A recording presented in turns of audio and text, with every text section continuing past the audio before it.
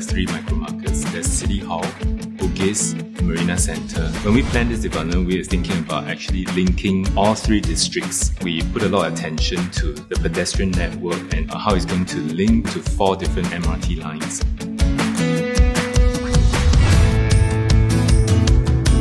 We are going to attract thousands of talented people to come into Guoco Midtown.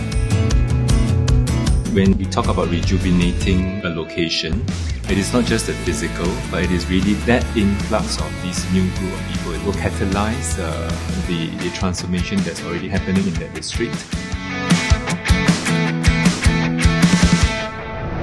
So when we looked at the site, we're getting the essence of the old neighbourhood with the contemporary tower city and putting the 2 together. Rather than just a podium development with a series of towers, what we're trying to do is create a bit of urbanity, a bit of city building back on this site.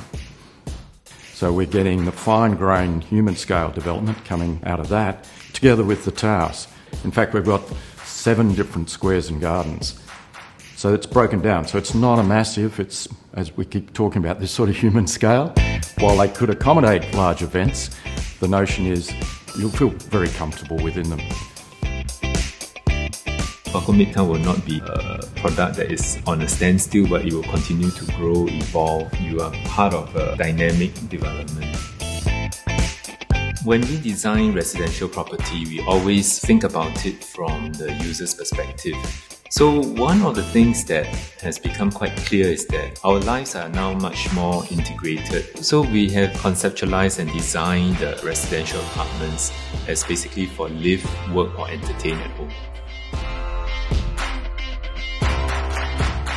If you look at the layout plan, it's actually a rectilinear space. It's not a space that appears to be disjointed.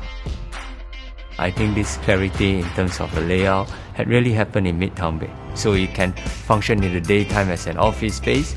You could do a bed concept like a Murphy bed that flips down. That in the daytime is actually a work area. In the night, it could be a sleeping area.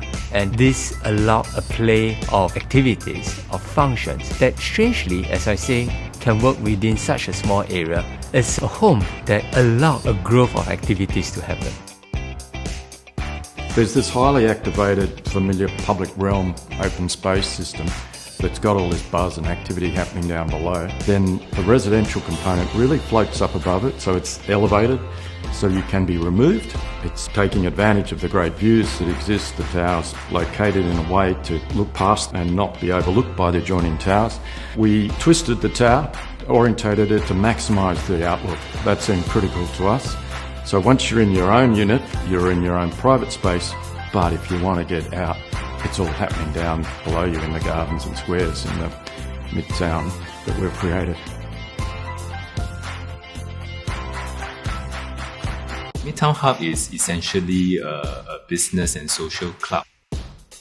The idea is really to create a sort of a very engaging space for people to share ideas, to be able to get the people to think out the box, meet people with different ideas is very important for companies to continue to innovate. When you live in Midtown Bay, you are directly plugged into this network activities and people and communities. Cities that stand out that we all want to go and visit are characterised by great streets, great places, great neighbourhoods, and that's what we've sought on this development.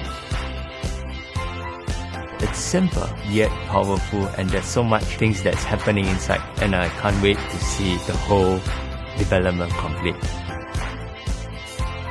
Owning Midtown Bay is essentially like owning a piece of Guoco Midtown and everything else that Guoco Midtown has to offer.